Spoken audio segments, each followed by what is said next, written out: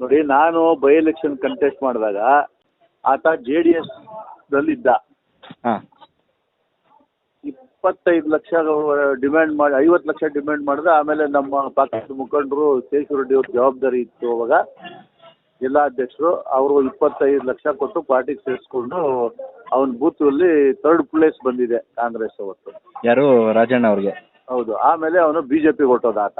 ಹೌದು. BJP ಹೊಟ್ಟೋದವನು BJPಯಲ್ಲಿ ಇದ್ದ ಸುಧಾಕರ್ ಅವರ ಜೊತೆ ಪಾರ್ಲಿಮೆಂಟ್ ಸದಸ್ಯರಾಗಿದ್ದಾರಲ್ಲ ಅವ್ರ ಜೊತೆ. ಈಗ ಅಸೆಂಬ್ಲಿ ಎಲೆಕ್ಷನ್ ಬಂದಾಗ ಪ್ರದೀಪ್ ಈಶ್ವರ್ ಕ್ಯಾಂಡಿಡೇಟ್ ಆದಮೇಲೆ ಅವ್ರ ಮನೆಗೆ ಹೋಗಿ ರಿಕ್ವೆಸ್ಟ್ ಮಾಡ್ಕೊಂಡಾಗ ಸುಧಾಕರ್ ಅವರು ನನಗೆ 2 ಕೋಟಿ ಕೊಟ್ಟಿದ್ದಾರೆ, ಅದ್ರ ಮೇಲೆ ನೀವೇನಾದರೂ ಕೊಡಂಗಿದ್ರೆ ಹೇಳಿ ನಾನು ಬರ್ತೀನಿ ಅಂತ ಹೇಳಿದ್ದ. ಓಕೆ. ಇವರು 2 ಕೋಟಿಯನ್ನು ಕೊಡೋಕ್ಕಾಗಲಿಲ್ಲ ನಮ್ಮ ಪ್ರದೀಪ್ ಈಶ್ವರ್ ಅವರು. ಅವನು ಬರಲೂ ಇಲ್ಲ. ಈಗ ಬಂದು ಕಂಟೆಸ್ಟ್ ಮಾಡಿದ್ದಾನೆ. ಯಾವುದು ಮಿನಿಸ್ಟ್ರು ಬಲವಂತ ಮಾಡಿ ಕರ್ಕೊಂಬಂದು 86 ಓಟ್ಗೆ 12 ಓಟ್ ತಗೊಂಡಿರೋದು. ಆಯ್ತಾ? ಅದೇ ಥರ ಇನ್ನೂ 5-6 ಜನ ಸೋತಿದ್ದಾರೆ ಚಿಕ್ಕಬಳ್ಳಾಪುರ ಜಿಲ್ಲೆಯಲ್ಲಿ. ಅಂಥವ್ರಿಗೆ ಬಿಟ್ಬಿಟ್ಟು ಇಲ್ಲಿ ಚಿಕ್ಕಬಳ್ಳಾಪುರದಲ್ಲಿ ಕಾಂಗ್ರೆಸ್ ಪಕ್ಷ ಕಟ್ಟಿರೋರು ನಾವು. ಚಿಂತಾಮಣಿ ಸುಧಾಕರ್ 15 ವರ್ಷದಿಂದ 3 ಪಾರ್ಲಿಮೆಂಟ್ ಎಲೆಕ್ಷನ್ನಲ್ಲಿ BJP ಪರವಾಗಿ KH ಮುನಿಯಪ್ಪನವ್ರ ವಿರುದ್ಧವಾಗಿ ಕೆಲಸ ಮಾಡಿರ್ತಕ್ಕಂಥವ್ರು. ಆದರೂ ನಾವು ಅಸೆಂಬ್ಲಿ ಎಲೆಕ್ಷನ್ ಸಂದರ್ಭದಲ್ಲಿ ಸಿದ್ದರಾಮಯ್ಯನವರು, DK ಶಿವಕುಮಾರ್ ಅವರು, ಕೃಷ್ಣ ಬೈರೇಗೌಡರು, ಶಿವಶಂಕರ್ ರೆಡ್ಡಿ ಅವರು ಎಲ್ಲರಿಗೂ ನಾನೇ ರಿಕ್ವೆಸ್ಟ್ ಮಾಡಿ ಬೇಳಾಡಿ ಕಾಂಗ್ರೆಸ್ ಪಕ್ಷಕ್ಕೆ ಸೇರಿಸಿದ್ದು ಚಿಂತಾಮಣಿ ಸುಧಾಕರ್ ಅವ್ರನ್ನ. ಅವರು ಇವತ್ತು ಅವ್ರಿಗೆ ಯಾರು ಮುಖಂಡರಂತ ಆಗಿರ್ತಕ್ಕಂಥವ್ರು ಮುಖಂಡರಾಗಿರಬಾರದು. ಅವ್ರಿಗೆ ಬಾಂಡೆಡ್ ಲೇಬರ್ಸ್ ಥರ ಅವ್ರ ಹತ್ರ ಬಿದ್ದಿರಬೇಕು. ಅದು ಇದು ಪ್ರಜಾಪ್ರಭುತ್ವ ಬಂದು ನಮ್ಮ ಸ್ವತಂತ್ರ ಬಂದಿದ್ದ ದಿವಸ ಅಂಬೇಡ್ಕರ್ ಅವರು ನಮ್ಮ ಯಾವತ್ತು ಸಂವಿಧಾನ ಕೊಟ್ಟರು ಅವತ್ತಿನಿಂದ ಈ ಬಾಂಡೆಡ್ ಲೇಬರ್ ಸಿಸ್ಟಮ್ಮು ಹೋಗಿದೆ. ಕಾಂಗ್ರೆಸ್ ಪಕ್ಷನೇ ಅದನ್ನ ತೆಗಿಬೇಕು ಅಂತ ಮಾಡ್ಕೊಂಬಂದಿರೋದು.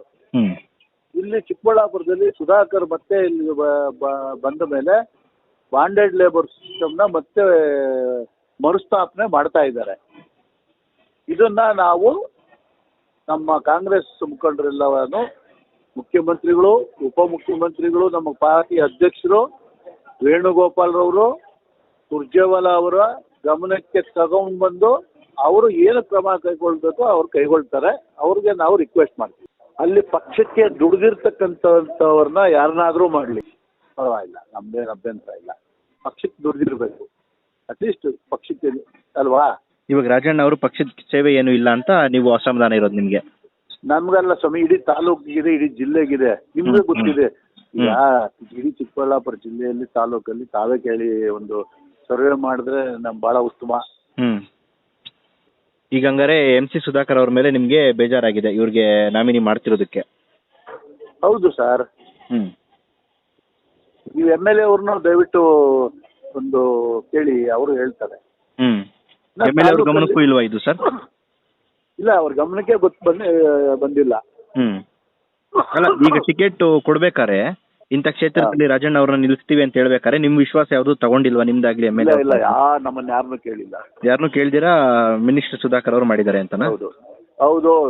ಈಗ MLA ಅವರು ಹೋಗಿ 2 ಸಾರಿ ಹೋಗಿ 4 ಅವ್ರು ಕಾದಿದ್ದಾರೆ ಈ ಕಾನ್ಸ್ಟಿಟ್ಯೂನ್ಸಿ ಡಿಲಿಮಿಟೇಷನ್ ಮಾಡುವಾಗ. KV ನಾಗರಾಜ್ ಅವರು MC ಸುಧಾಕರ್ ಅವ್ರಿಗೆ ಸಂಬಂಧ.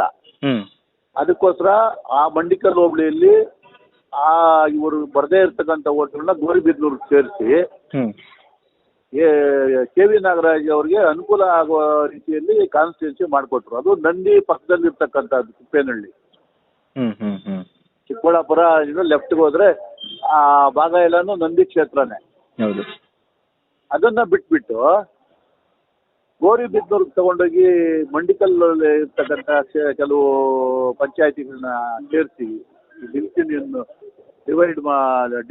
ಡಿಲಿಮಿಟೇಷನ್ ಕಾನ್ಸ್ಟಿಟ್ಯೂನ್ಸೀಸ್ ಮಾಡುವಾಗ ನಮ್ಮನ್ನಾಗಲಿ, ನಾವು ಜಿಲ್ಲಾ ಕಾಂಗ್ರೆಸ್ ಅಧ್ಯಕ್ಷರಾಗಿದ್ದಂಥವರು ಬೈ ಎಲೆಕ್ಷನ್ ಕಷ್ಟಕಾಲದಲ್ಲಿ ಪಾರ್ಟಿಗೆ ಅಲ್ಲಿ ಹಣ ಕಳ್ಕೊಂಡು ಅಭ್ಯರ್ಥಿ ಆಗಿದ್ದಂಥವ್ರು 2 ಸಾರಿ ಮೊಯ್ಲಿ ಅವ್ರನ್ನ ಗೆಲ್ಸೋದಕ್ಕೆ ನಾನೇ ಜಿಲ್ಲಾಧ್ಯಕ್ಷನಾಗಿದ್ದಾಗ ಕಷ್ಟಪಟ್ಟಿರ್ತಕ್ಕಂಥವ್ರು. ನಮ್ಮನ್ನೂ ಏನೂ ಕೇಳಿಲ್ಲ, MLA ಅವ್ರನ್ನೂ ಏನೂ ಕೇಳಿಲ್ಲ. ಇಷ್ಟು ಮಾಹಿತಿ ತಮಗೆ ಕೊಡ್ತಾ ಇದ್ದೀನಿ. ನೋಡಿ ಇವ್ರೆ, ನಾನು ಹೇಳ್ತಾ ಇರೋದು ರಾಜಣ್ಣನು ನಮ್ಮ ಸ್ನೇಹಿತನೇ, ಸಬ್ಜೆಕ್ಟ್ ಅದಲ್ಲ. ಪಕ್ಷದಲ್ಲಿ ದುಡ್ದಿರ್ತಕ್ಕಂಥವ್ರಿಗೆ ಮಾಡಿ ಅಂತ ನಾವು ಕೇಳ್ತಾ ಇರೋದು. Okay, thank you.